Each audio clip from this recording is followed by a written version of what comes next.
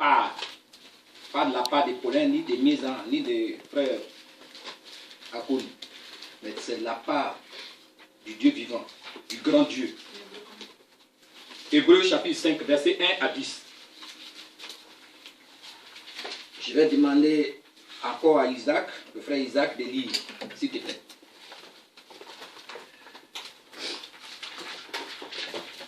Hébreux 5. Hébreux, le livre d'Hébreux. J'aime ça beaucoup, le livre d'Hébreux. Ouais, c'est Hébreux 5. Oui, oui, Hébreux chapitre 5, versets 1 à 10. S'il te plaît. Gloire à Dieu. Amen. Dieu, le nom du Seigneur. En effet, tout grand prêtre pris parmi les hommes est établi en faveur des hommes dans le service de Dieu, afin de présenter des offrandes. Voilà. La servante de Dieu est surtout. Hein. Tu vois, c'est pour ça je l'aime dans l'amour du Seigneur. C'est surtout. Donc, en effet, tout souverain sacrificateur Voilà. pris du milieu des hommes est établi pour les hommes dans le service de Dieu, afin de présenter des offrandes et des sacrifices pour les péchés. Il peut avoir de la compréhension pour les ignorants et les égarés, puisque la faiblesse est aussi son partage. Et c'est à cause de cette faiblesse qu'il doit offrir des sacrifices pour ses propres péchés, comme ceux du peuple. Nul ne s'attribue cette dignité s'il n'est appelé de Dieu, comme le fut Aaron.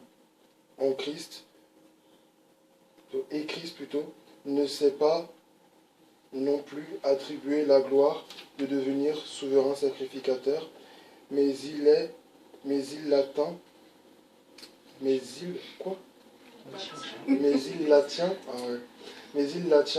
de celui qui lui a dit: tu es mon fils, je t'ai engendré aujourd'hui, comme il dit encore ailleurs: tu es sacrificateur pour toujours, selon l'ordre de Melchisédek.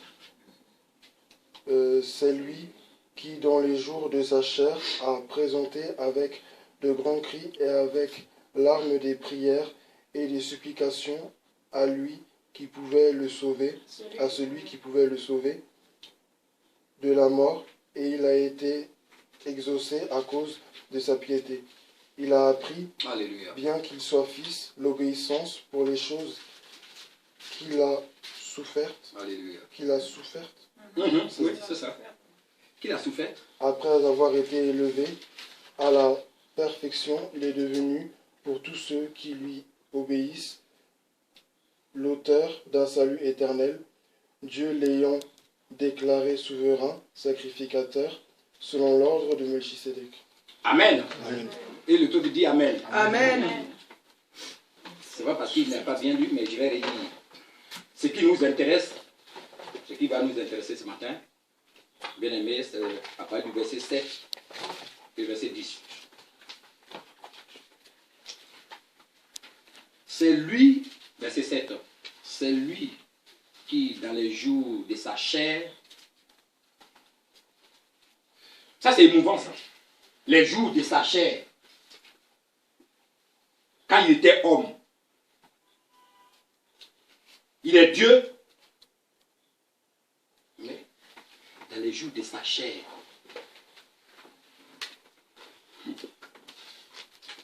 ayant présenté avec des grands cris et avec larmes des prières et des supplications pour nous, à celui qui pouvait le sauver, c'est-à-dire sur la croix, à celui qui pouvait le sauver de la mort, et ayant été exaucé à cause de sa piété.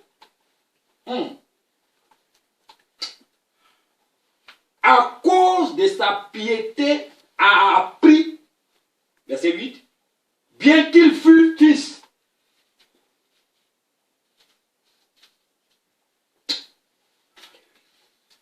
A appris, bien qu'il fût fils, l'obéissance par les choses qu'il a souffert. Il a appris l'obéissance. Verset 9, c'est sur ça on va s'atteler tout le temps.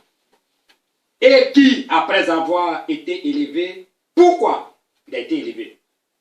C'est à cause de sa piété. sa soumission, de son humilité. Oh Jésus, de son humilité. Il était humble. De sa piété, de sa soumission. Donc il a été élevé. Est devenu pour tous ceux qui lui obéissent. Là encore, il y a une condition. Ce n'est pas moi qui ai écrit. J'ai commencé à 1h du matin. Jusqu'à ce matin. 1h, il faut lui demander. De 1h jusqu'à 6h. Je ne fais que lire ça. Ceux qui lui obéissent, l'auteur d'un salut éternel. Mais pour nous donner ce salut, il faut être en Jésus. Amen. Obéir. Le thème, je pourrais prendre plusieurs thèmes, mais il n'y a que l'obéissance, c'est ça, ça donne chaque fois. L'obéissance, mais entre guillemets, l'attitude de Jésus. Notez ça bien. L'obéissance, entre guillemets, l'attitude de Jésus. Parce que c'est ça qui a fait que Dieu a fait éclater sa gloire. Amen. Parce que depuis que le Seigneur, le Père l'a amené sur la terre pour une mission, il n'a jamais tapé sa poitrine pour dire c'est moi. Jamais. C'est pour ça, dans plusieurs versets, il dit ce que le Père m'a donné, je vous le donne. Amen. Parce que je viens de la part du Père. Et la gloire que le Père m'a donnée, cette gloire-là, il n'a pas donné ça au Fils pour rien. C'est à cause de sa soumission, de son humilité, de sa piété. Et qui, après avoir été élevé, il a été élevé parce que, à cause de l'obéissance, il n'a jamais tapé sa poitrine.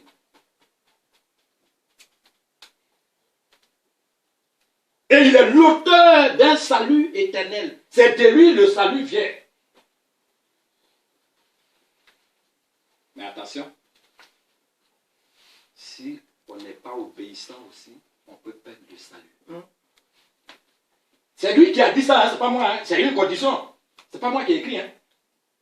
Verset 9. Et qui, après avoir été élevé à la perfection, est devenu pour tous ceux qui lui obéissent l'auteur d'un salut éternel. Donc, tu peux te faire baptiser. Tu es membre de l'église. Tu es responsable. Si tu n'es pas obéissant, parce que lui, il a été obéissant jusqu'à la mort, la croix. Et c'est pour ça, les disciples que nous sommes, comme je vous l'ai chaque fois dit, il ne faut pas en rester au stade des chrétiens. Mais qu'on aille dans l'étape des disciples. Vous voyez, le disciple, il est obéissant. Amen.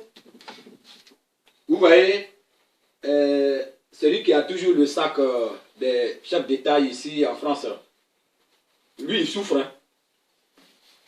Malgré qu'il a le sac, des fois, il prend le parapluie, quand il pleut, hein, il met sur le Premier ministre, ou bien sur le ministre, ou bien sur le président, pour ne pas que la pluie le tape. Ça, c'est l'esclavage humain. Mais l'esclavage divin ne te pose pas de questions, il faut obéir seulement. Amen. Bien-aimé, même dans la souffrance sur la croix, Jésus est resté dans l'obéissance jusqu'à la mort sur la croix. Jusqu'à la mort, il est resté obéissant. C'est pour ça qu'il est l'auteur du salut. Pour ceux qui lui obéissent. C'est ça qui a attiré mon attention. Et il dit au verset 7, c'est lui qui dans les jours de sa chair, ayant présenté avec des grands cris, sur la croix, il disait, Seigneur, m'as-tu abandonné? Quand ils ont mis vinaigre, je ne sais pas quoi, après, il a dit, ça va ta vie au Père. Et puis, il a perdu. cause de cette obéissance, le troisième jour, il est ressuscité de mort. Amen. C'est lui qui, dans les jours de sa chair, ayant présenté avec des grands cris et avec des larmes, et avec larmes, des prières, des supplications à celui qui pouvait le sauver de la mort, c'est-à-dire Dieu.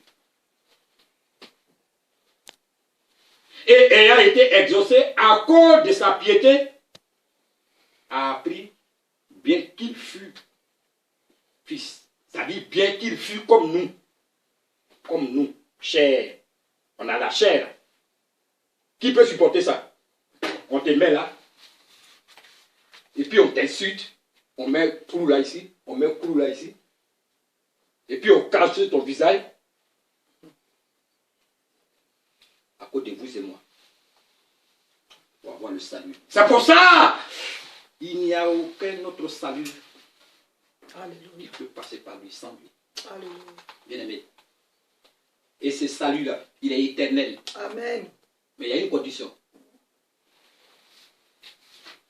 Oh Jésus. Oh, vous pouvez prendre Osée, ça on va pas lire Osée 6.6. Ça tout le monde connaît ça. Osée 6.6. Le salaire du péché c'est la mort. Romains 6, verset 23. Bien aimé, le péché c'est désobéir. Désobéir à la parole de Dieu. Désobéir à Dieu. Parce que comme la parole, c'est elle-même qui est Dieu, qui est esprit, désobéir à Dieu. Le péché, c'est désobéir à Dieu. J'apprends d'autres, des frères qui disent que non, ce péché-là n'est pas grand. Hier, on a eu la formation toute la journée. Où on est là, on n'est pas. Je me demande non, comment on va dormir, je ne sais pas. Peut-être c'est demain soir, on va bien dormir. Toute la journée. Mais quand on t'explique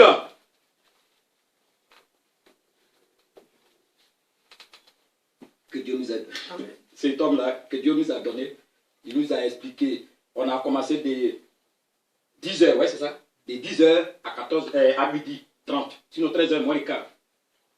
On a commencé à 14h10 ou écart, jusqu'à 16 heures. À 17 heures, oui, c'est ça, 17 heures. Et là encore, on retourne. Après le culte, chacun, on retourne là-bas. Pourquoi? Parce qu'il faut être formé. Quand tu n'es pas formé, tu ne sais pas ce qu'on appelle obéissance. Tu ne sais même pas ce qu'on appelle fidélité. Tu ne sais même pas ce qu'on appelle la croix. Tu ne sais même pas si le salut même, tu peux le perdre. Parce que d'autres voient à l'église comme ça, ils ne savent pas le salut si on peut le perdre.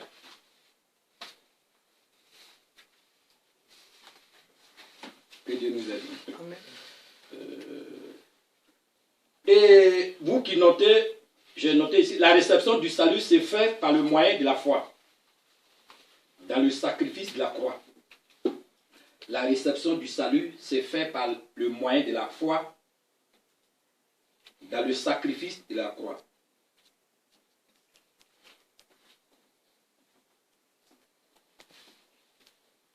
On va lire Jean chapitre 5, verset 24.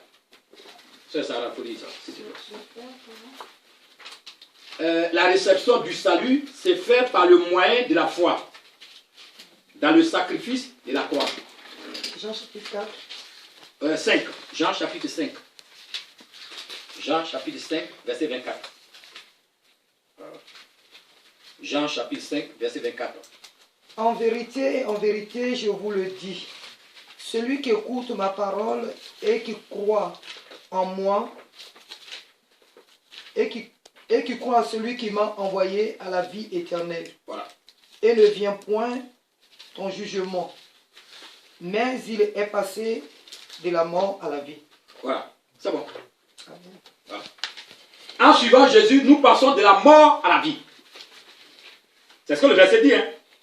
En vérité, je vous le dis, celui qui écoute ma parole et qui croit à celui qui m'a envoyé à la vie éternelle et ne vient point en jugement, mais il est passé de la mort à la vie. Donc en suivant Jésus, nous passons de la mort à la vie éternelle. Mais il y a une condition de passer, d'avoir la vie éternelle. Il faut suivre Jésus. Or, Jésus, aucun d'entre nous n'a jamais vu. C'est d'obéir à ses principes. Une fois que tu obéis ça, comme lui il a obéi au Père, or il intercède entre le Père et nous. Et hier, ce que je disais, le pasteur, tu es témoin, il a dit quelque chose dans mes prédications chaque fois. Il a dit, comme on ne le voit pas, il dit, ouais, c'est vrai, on ne le voit pas. Donc les gens, c'est-à-dire, d'autres sont là dans l'église, ils ont la Bible, mais ils ne connaissent pas Dieu. Et puis j'ai pensé à rire. Ils ont la Bible à main, mais ils ne connaissent pas Dieu. Que Dieu nous aide. Que Dieu nous aide. Amen.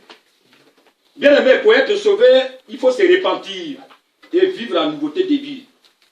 Voilà, il faut se repentir. Pour être sauvé, il faut se repentir. On peut lire, on ne va pas lire, Acte 2, chapitre 37 à 38. Ouais, Acte 2, chapitre 37 à 38.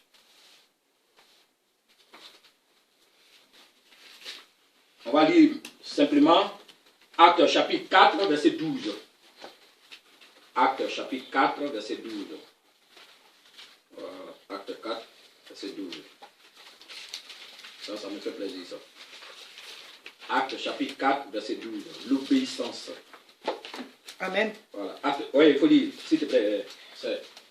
Il n'y a de salut en aucun autre, car il n'y a sous le ciel aucun autre nom qui ait été donné parmi les hommes par lesquels nous devions être sauvés. Alléluia. Amen. Il n'y a de salut qu'en Jésus. C'est lui. Il n'y a qu'en lui seulement. C'est lui qui est le seul chemin du salut. Amen. Le seul chemin du salut. Au début de ma confession, j'ai dit, mais qu'est-ce qu'on appelle chemin? Ah, j'ai trop fatigué les diacres là. Qu'est-ce qu'on appelle chemin? On dit pour le chemin, c'est Jésus. J'ai dit, mais Jésus là, c'est pas un chemin, c'est un homme. Non, il dit non, c'est pas un homme, il est Dieu. J'ai dit, mais vous avez dit qu'il est cher. Alors, s'il est cher, oui, il est cher, mais c'est du mystère. Le pasteur a parlé hier encore du mystère. Comme je vous l'ai toujours dit, le pasteur hier, il a dit, dans notre formation, il a dit, là, ça là, c'est du mystère. Ne vous posez pas de questions. Il faut croire seulement. Voilà. C'est du mystère. Il n'y a de salut qu'en Jésus. Il n'y a que lui. Le péché, il nous prive de la communion avec Dieu et condamne notre âme à la perdition éternelle. Le péché. À n'importe quel niveau, ça se trouve. Hein. Le péché prive l'homme de la communion avec Dieu et condamne son âme à la perdition éternelle. Jésus est le médiateur entre Dieu et les hommes. On va lire 1 Timothée, chapitre 2, verset 5. Il faut lire, s'il te plaît, sœur. C'est toi qui vas lire aujourd'hui. 1 Timothée, chapitre 2. Si vous trouvez, vous lisez.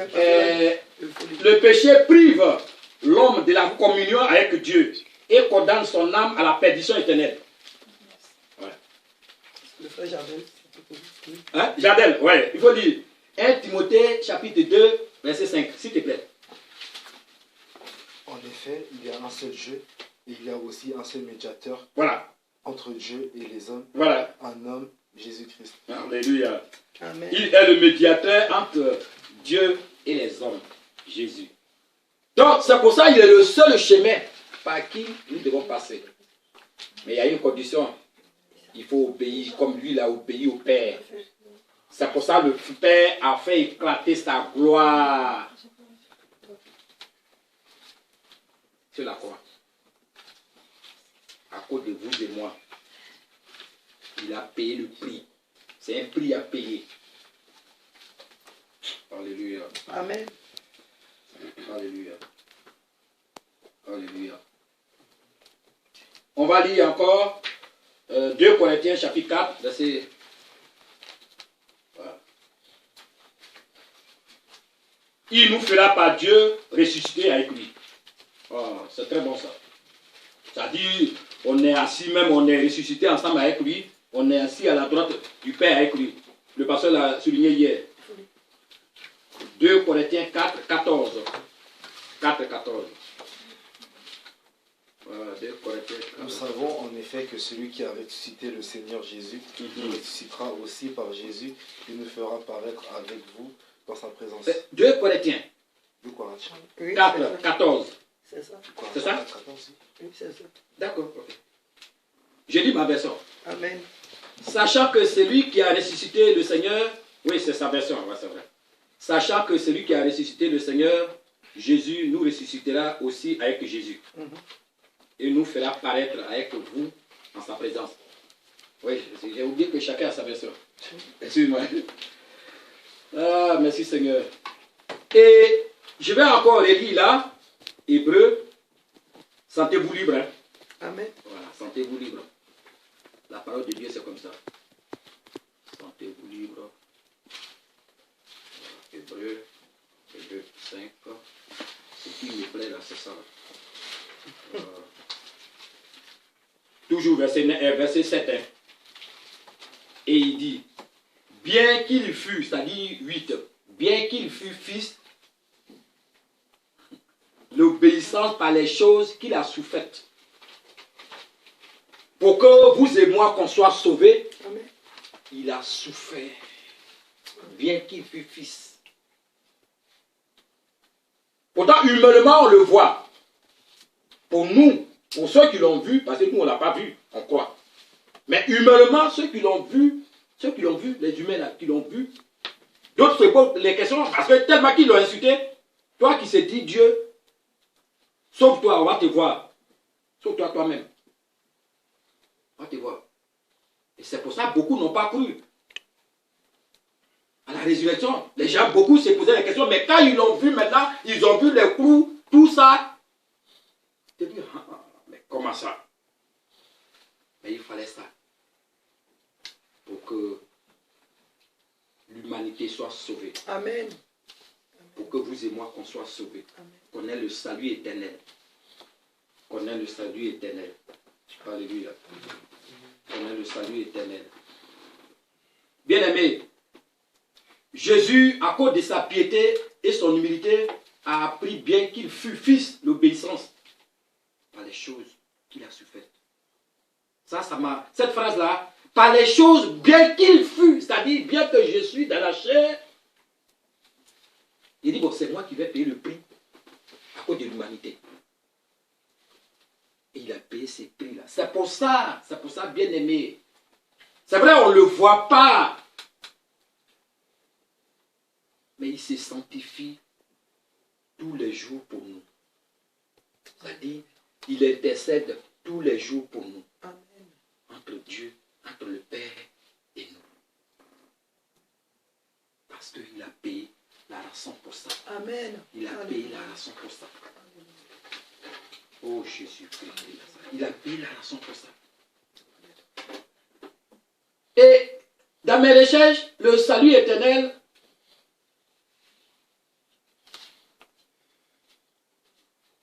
l'obtention du salut éternel passe par les souffrances. Et passer par les souffrances de Christ. N'est accessible à ceux qui lui obéissent.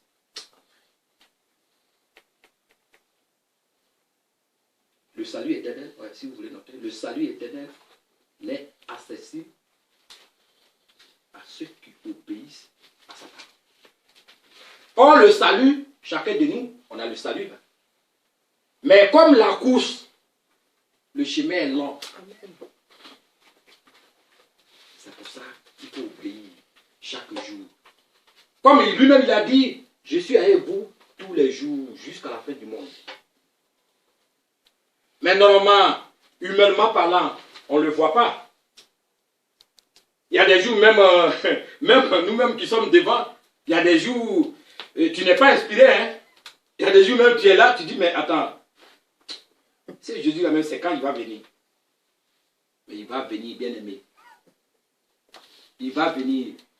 Parce que ça fait 3 semaines. Comme c'est lui qui contrôle le climat, il n'y a pas de froid. Vous-même, vous vous imaginez. Comment on peut... Ça encore, ça c'est dans la vue. Ça c'est pas la vue. La foi par la vue. Là, on ne sait jamais, c'est pour ça qu'on met les cravates là. Sinon, normalement, on devait porter chemise pagne. Mais on ne sait jamais. C'est lui qui contrôle. Il peut avoir le soleil là, tout de suite. Ça change. Ça change. Éteignez vos portables. S'il vous plaît. Éteignez vos portables. Et c'est pour ça qu'il est devenu un sauveur parfait. Ça, ces mots-là, j'aime ça. Un sauveur parfait. Ben, il y a des faux sauveurs qui sauvent pour le sang. Il faut aller tuer. Ça, c'est les faux sauveurs. Mais le sauveur parfait, c'est Jésus. Amen. Amen. Qui amène l'humain dans l'éternité, dans la vie éternelle. Dans la vie éternelle. C'est pour ça qu'il a été obéissant jusqu'à la mort. Jusqu'à la mort. La croix. À cause d'Abraham et moi. Quelle obéissance. Quelle obéissance. Bien-aimé. Quelle obéissance. Quelle obéissance. Que Dieu vous aide. Amen. On va lire Jean chapitre 8, verset 31. Il faut lire ça, Jardel, s'il te plaît. Jean 8, verset 31.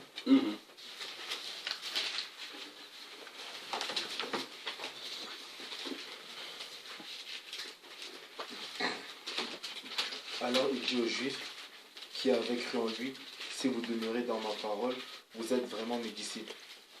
Alléluia. Si vous demeurez dans ma parole, vous êtes vraiment mes disciples.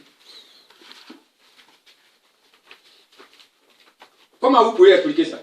Si vous demeurez dans ma parole, c'est-à-dire si vous obéissez à ma parole, si vous marchez selon ma parole, vous êtes vraiment mes disciples.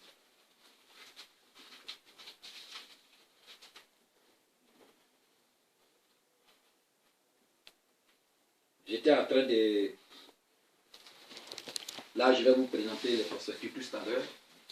Hier, on a beaucoup travaillé, le frère et moi, le frère Aurora, tous ceux qui s'occupent des ordinateurs, c'est-à-dire de tout ce qui est informatique. C'est pour ça que j'ai la valise. Tout est dedans. On a eu la salle. Mais il faut être des vrais disciples pour aller évangéliser. Mardi et jeudi, moi, je vais me mettre là-bas, évangéliser. Parce que la salle, on ne sera plus là. Mais ce n'est pas sur les chaises vides, on va prêcher. Pour que la salle aussi soit payée. Amen. Voilà. Donc, il faut être des vrais disciples. Amen. Dans les annonces, je vais vous montrer la perspective plus tard. Et tout cela pas on est encore sur la terre des hommes. Mais c'est un programme qui va nous donner. Et il a bien dit, ça je vous le dis en même temps, c'est à 9h ça commence, pas à 9h30. Hier il a dit ça. C'est le même programme Aubervilliers, Cergy, Verneuil, Lyon, Nantes. Tout le monde commence à 9h. Au midi 30. Voilà. 9h, l'école de Béret, et après 10h, je crois, oui, 10h, le culte commence. La louange et l'adoration. Donc, soyez obéissants comme Jésus. Il a été obéissant, même jusqu'à la croix. Au Père, pour nos vies, vous et moi, pour qu'on soit sauvés, pour qu'on ait le salut éternel. Comme il le dit ici.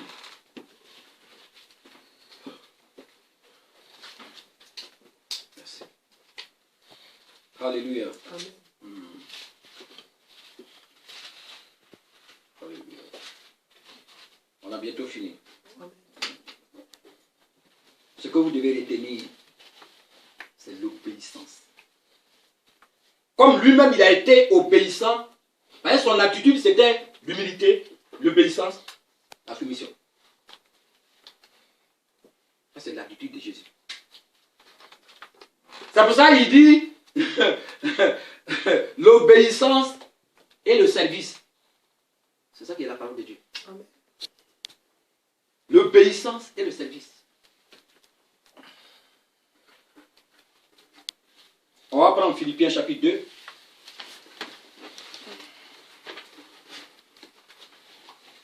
Philippiens chapitre 2.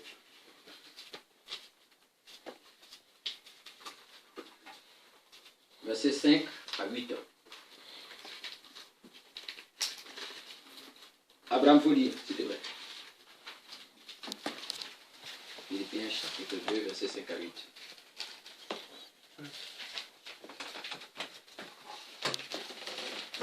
Philippiens 5. Philippiens chapitre 2, Verset combien? 5 à 8. De la parole du Seigneur. Que votre attitude soit identique à celle de Jésus-Christ, Alléluia. lui qui est de condition. Non, il faut répéter, répète-moi. Que votre attitude soit identique à celle de Jésus-Christ. Voilà.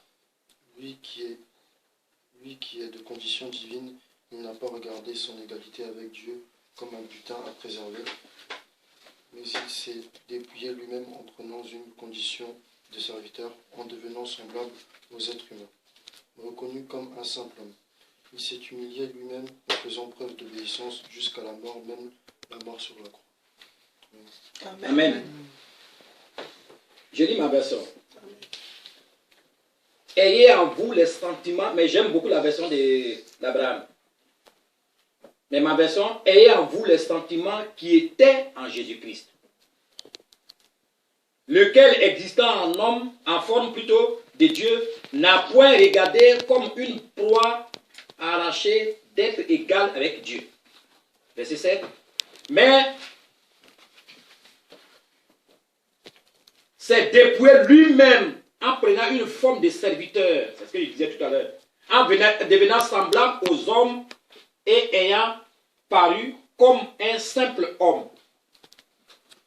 C'est-à-dire simple homme. Alléluia. Verset 8. Il s'est humilié lui-même. Alléluia. Lui-même, ça veut dire que il ne devait pas s'humilier. Le pasteur Yo s'est humilié lui-même devant Paulin, devant la sœur Sarah, devant Abraham, devant Isaac, devant Gédéon. Le pasteur Yo lui-même. Pourquoi? Parce que c'est lui, Dieu a établi. C'est le vrai. Et Dieu lui-même, parce que Jésus est Dieu, lui-même s'est humilié lui-même, se rendant obéissant jusqu'à la mort, même jusqu'à la mort de la croix. C'est ce que je disais tout à l'heure dans les commentaires. Philippiens chapitre 2. Sarah. D'accord. Tu notes bien, hein? Amen. Elle lit beaucoup la Bible. Elle lit beaucoup la Bible. Amen. Elle lit beaucoup. Elle pose beaucoup de questions. À la cellule, ça avance beaucoup avec elle. Amen. Ça seulement. Je bénis le Seigneur. Amen.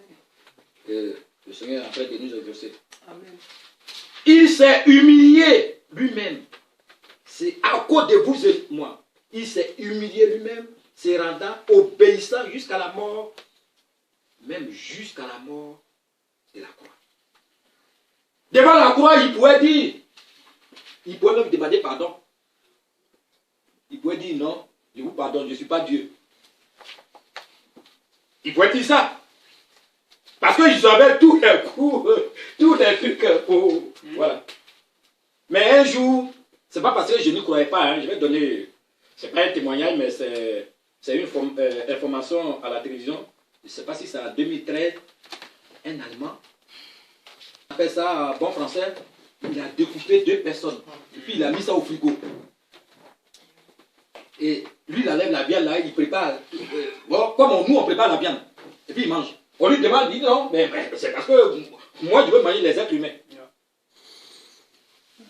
Bien aimé, quand j'ai regardé ça, je me suis dit, ah, donc c'est vrai, l'humain là, ils ont vraiment crucifié crucifié Jésus.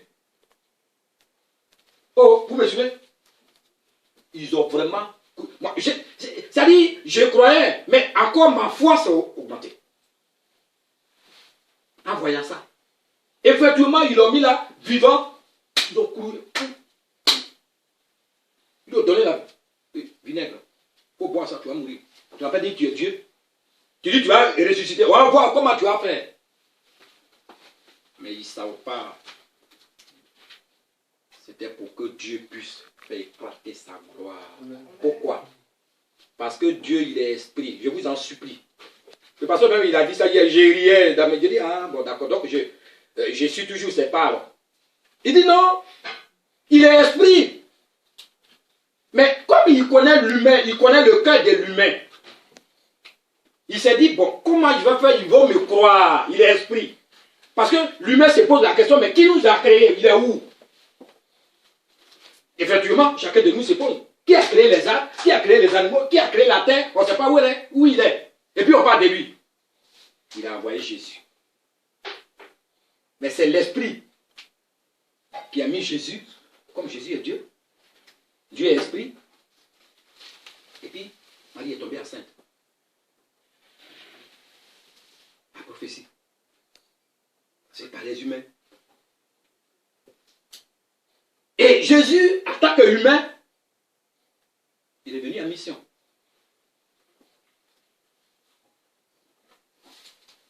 Et c'est cette mission que le consolateur, comme je vous l'ai la fois passée dit dans le message, que le consolateur continue, le Saint-Esprit.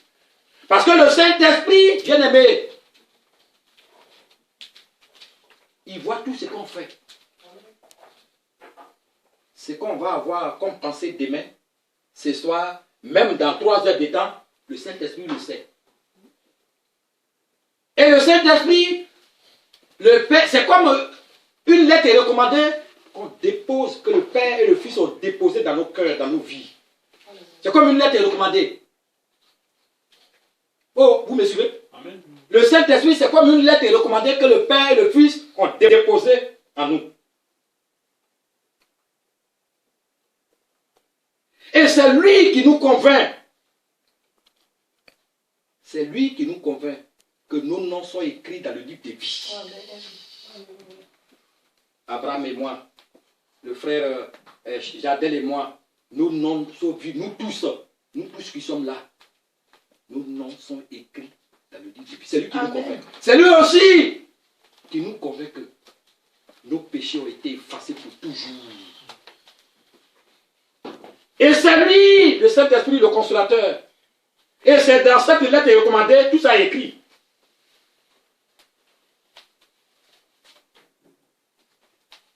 C'est lui qui nous aide.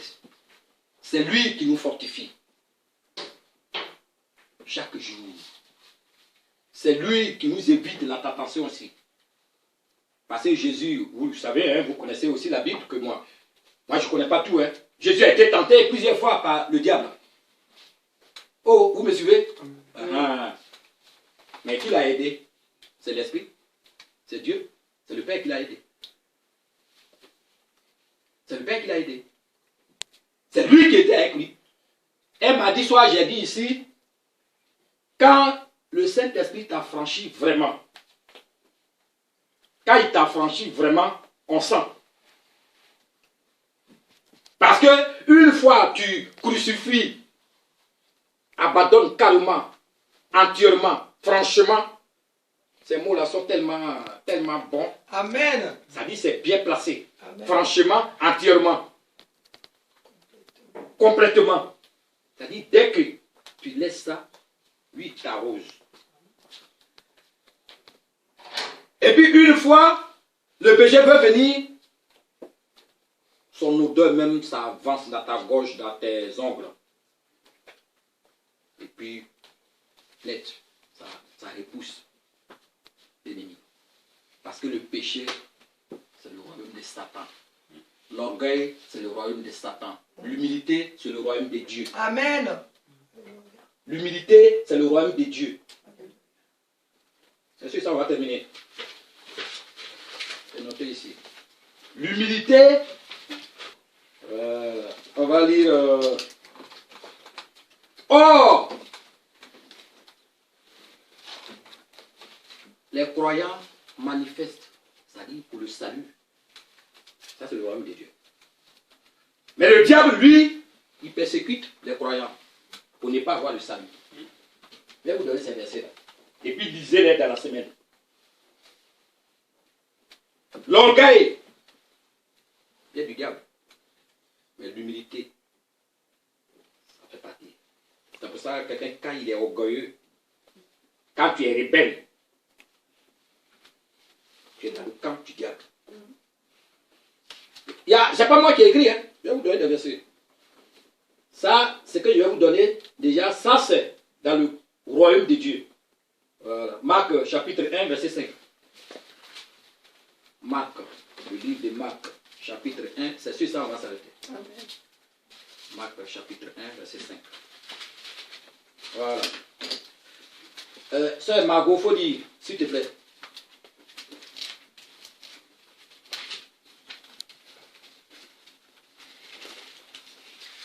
Marc, le livre de Marc, chapitre 1, verset 5. Voilà.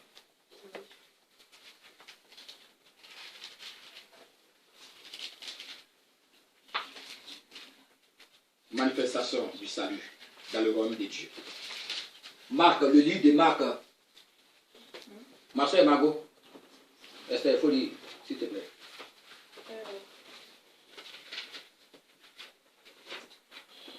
Tout le pays de Judée, c'est ça, Marc? Oui. Tout le pays Chapitre de 1, Judée verset 5. et tous les habitants de Jérusalem se rendaient auprès de lui. Et confessant leurs péchés, ils se faisaient baptiser par lui dans le fleuve du Jourdain. Voilà. Quand tu te fais baptiser, c'est un engagement que tu prends vis-à-vis auprès de Jésus pour le suivre. Tu as pris une décision pour suivre Jésus. Et tout à l'heure, des passages, je vous ai dit, il faut se repentir entièrement. On ne va pas comme ça dans l'eau, dans le baptême d'eau. Sinon, ça va être trop facile. On va lire Acte chapitre 8, verset 12. Acte chapitre 8, verset 12. Acte chapitre 8, verset 12. Voilà, c'est toujours dans le royaume de Dieu. Hein. Après, on va lire, c'est sur ça, on va s'arrêter. Acte des apôtres. Voilà, Acte des apôtres. Voilà. Acte des apôtres, chapitre 8, verset 12. Gédéon, faut lire, s'il te plaît.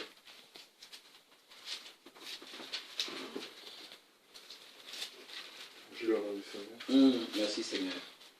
Mais quand ils eurent cru à Philippe, il leur annonçait la bonne nouvelle du royaume de Dieu et du nom de Jésus-Christ. Hommes et femmes se firent baptiser.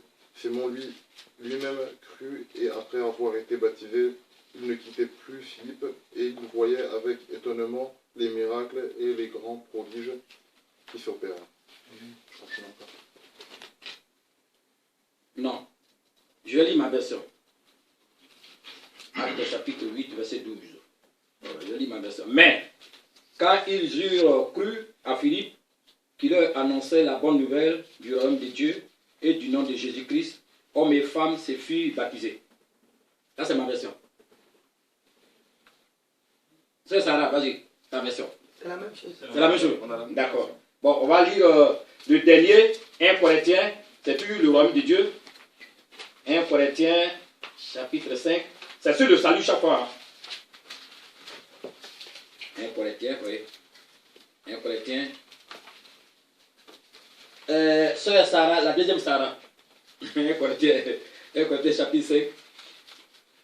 C'est le chapitre 1 Corinthiens, chapitre 5. 1 Corinthiens, chapitre 5, verset 10 à 11.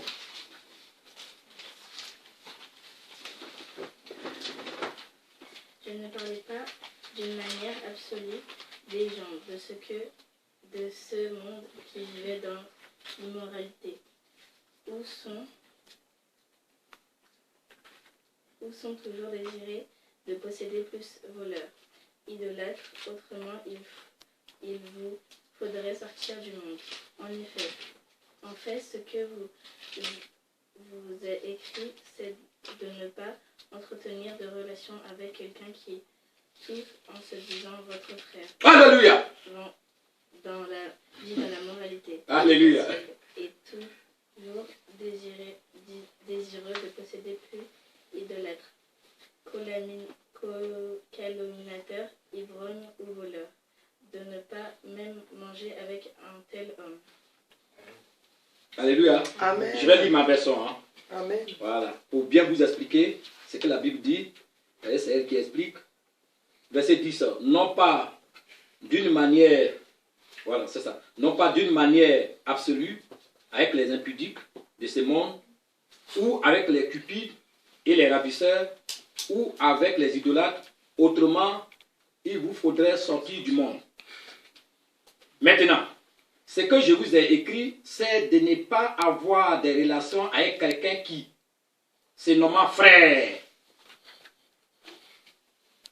C'est-à-dire, nous qui avons été fait le baptême d'eau, qui avons le salut, se nommant frère, je vous appelle mes frères et sœurs, est impudique, ou cupide, ou idolâtre, ou outrageux, ou ivrogne, ou ravisseur, de ne pas même manger avec un tel homme.